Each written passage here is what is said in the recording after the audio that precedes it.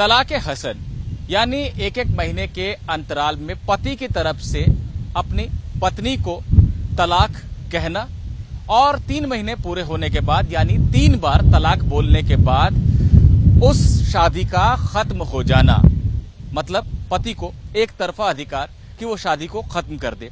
इसे बेनजीर हिना नाम की तलाक पीड़िता ने सुप्रीम कोर्ट में चुनौती दे रखी है। अप्रैल में हमने बात की थी बेनजीर हिना से जब उन्होंने याचिका दाखिल की थी और तब उनसे ये जाना था कि वो क्या कहना चाह रही है। बेनजीर हिना आज फिर हमारे साथ हैं क्योंकि आज सुप्रीम कोर्ट ने इनसे ये पूछ लिया है कि क्या आपको इंडिविजुअल रिलीफ चाहिए, यानी कि अगर आपके पति ने जिन्होंने आपको तलाक दे दिया है उनसे हम आपको आपसी सहमति वाला तलाक दिलवा दें और अधिक पैसे दिलवा दें जो मेहर की जो तय रकम है उससे, तो क्या उससे आप जो चाहती हैं वो पूरा हो जाएगा?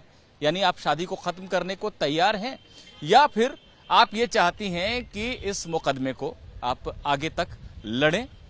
तो ये बात 2 हफ्ते में बतानी है। बेनजीर से ही पूछते हैं।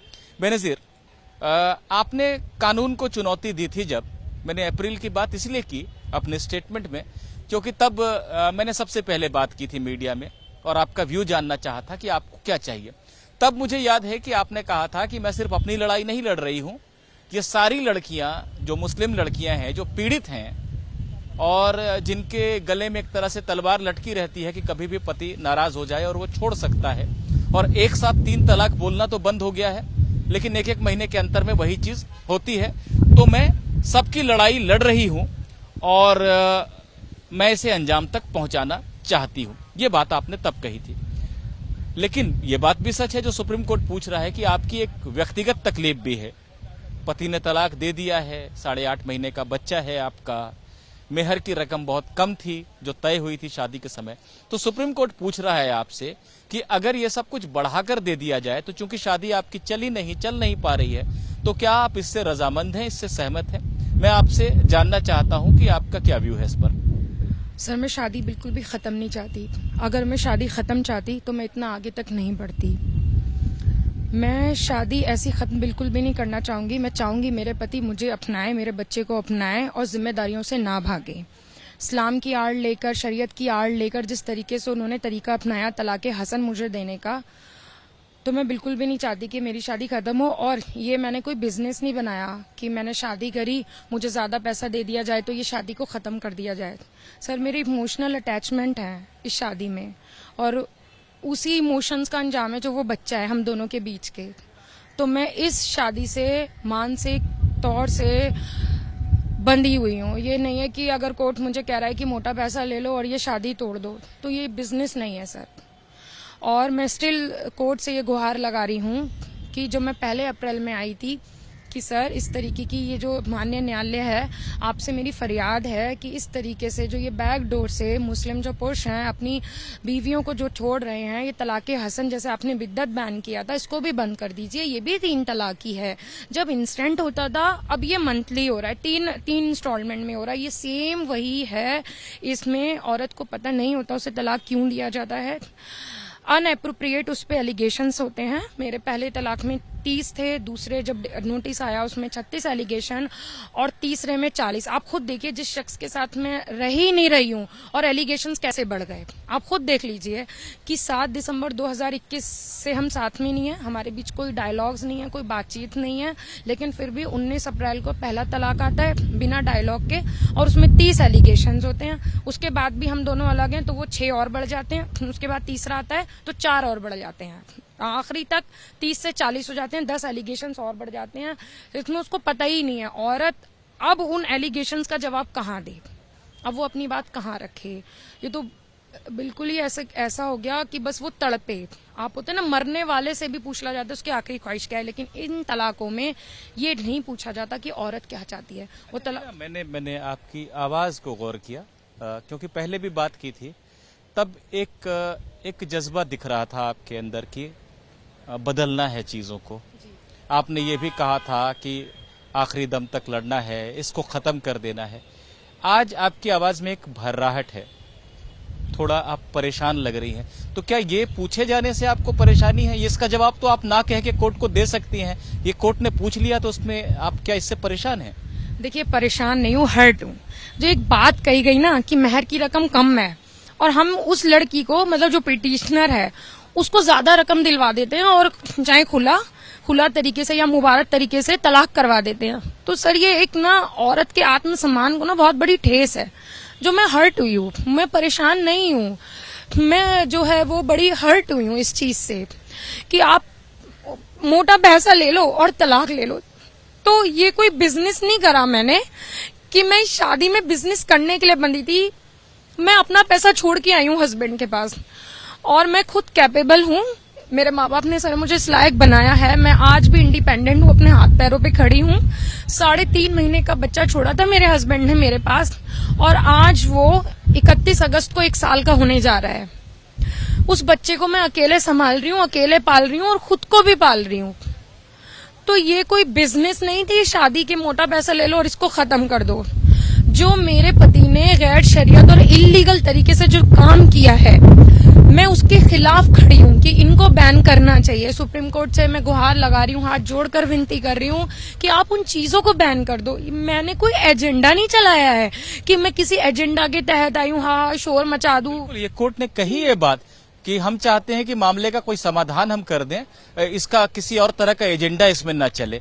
तो ये एजेंडा वाली बात से भी आप हर्ट हैं? जी, मैं बिल्कुल न्यायालय की इस बात से बहुत ज्यादा तकलीफ मुझे हुई है।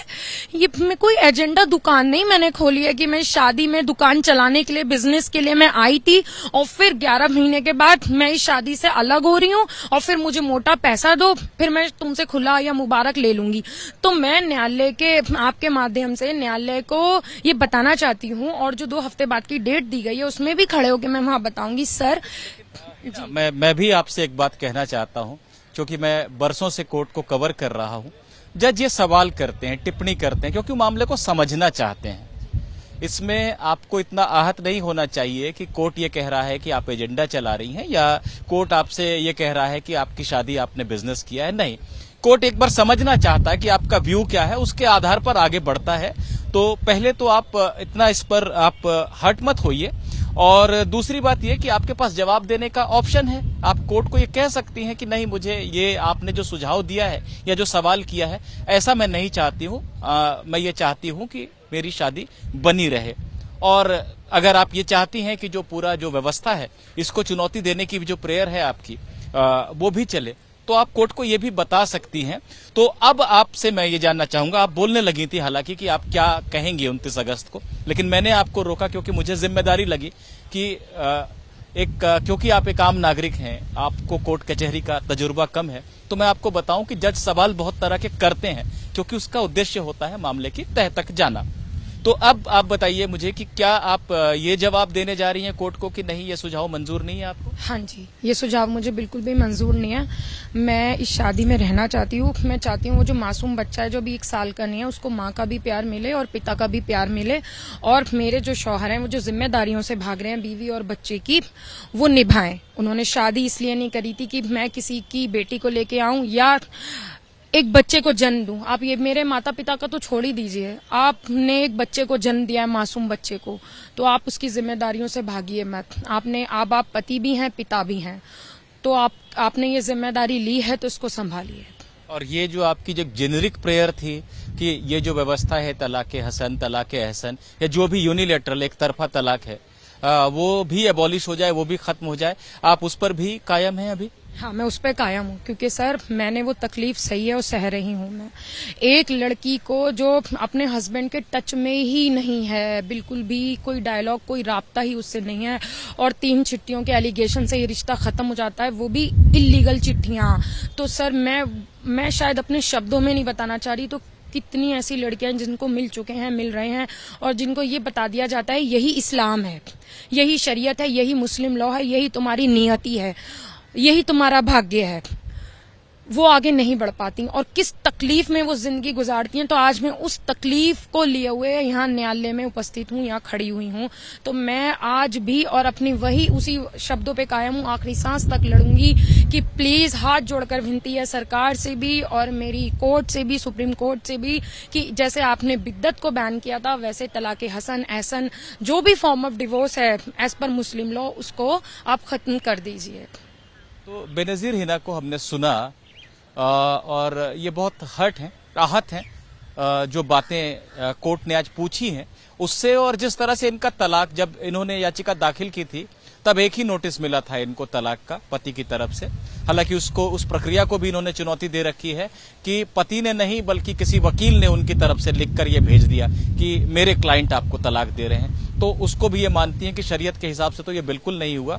तो इस दौरान जब तक सुप्रीम कोर्ट में मामला सुनवाई के लिए लगा, बेनजीर का तलाक पूरा हो गया है, तीसरा तलाक भी पति ने दे दिया है। तो इस बात से आहत है, कोर्ट के सवालों से भी आहत है। हमने इन्हें ये बताने की कोशिश की कि कोर्ट सवाल करता है मामले को समझने के लिए और आप स्वतंत्र हैं अपना जवाब देने के लिए। उसके बाद कोर्ट तय करेगा कि मामले में आगे किस तरह से सुनवाई करनी है, क्या नोटिस जारी करना है। ये तमाम बातें होंगी 29 अगस्त को। फिलहाल ये है कि सुप्रीम कोर्ट ने इस बात पर जोर दिया है कि मामले को व्यापक करने की बजाय जो याचिका करता है यानी बेनजीर हिना है, उनको इंडिविजुअल यानी व्यक्तिगत रिलीफ देने पर जोर दिया जाए। और कोर्ट ने उनसे यह जानना चाहा है कि क्या मुआवजा जो मिलता है या जो मेहर, जो रकम जो तय होती है, उसको अगर काफी बढ़ाकर दिलवाया जाए तो ये तलाक को सहमत हो जाएंगी। इसका जवाब इन्हें देना है 29 अगस्त को और उसके बाद सुप्रीम कोर्ट तय करेगा इनके जवाब के आधार पर कि मामले में आगे कैसे बढ़ना है, क्या नोटिस जारी करना है और जो व्यापक मांग है तलाके हसन, तलाके अहसन और दूसरे प्रावधान को चुनौती देने वाली, उस पर सुनवाई करनी है, उस पर नोटिस जारी करके सभी पक्षों से पूछताछ करनी है या नहीं करनी है। ये सारी बातें 29 अगस्त को तय हो सकती हैं। निपुण सहगल, एपीपी न्यूज, दिल्ली।